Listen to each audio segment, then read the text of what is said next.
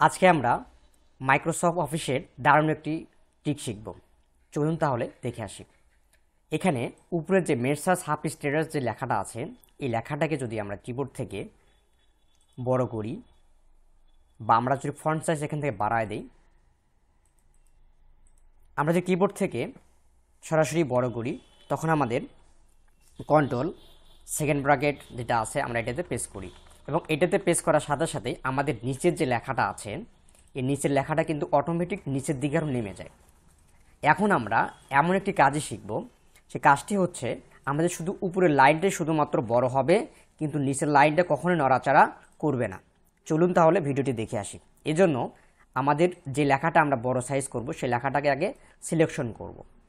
Select করার পর আমরা কিবোর্ড থেকে কন্ট্রোল ডি প্রেস করতে পারি বা এই ফন্টের ঘরে গিয়ে আমরা এই যে ফন্ট এখানে গিয়েও আমরা এখান থেকে যেতে পারি। এখান থেকে আমরা চলে যাব হলো ক্যারেক্টার স্পেসিং বা কন্ট্রোল ডি বাটন যদি আমরা প্রেস করি ক্যারেক্টার স্পেসিং ওই অপশনটাই আসবে। এখান থেকে স্কেল যে সাইজটা আছে এই স্কেল সাইজ আমাদের ইচ্ছা মতো বড় করতে পারি, ছোটো করতে পারি। যেমন আমরা যদি 150 সাইজ করে দিলাম এবং 150 করার পর যদি আমরা ওকেতে প্রেস করি তখন আর নিচে আর লেখাটা নামবে না। ভিডিওটি যদি ভালো লাগে সবাই লাইক, কমেন্ট অ্যান্ড সাবস্ক্রাইব করবেন। সবাইকে ধন্যবাদ। Thanks for watching video.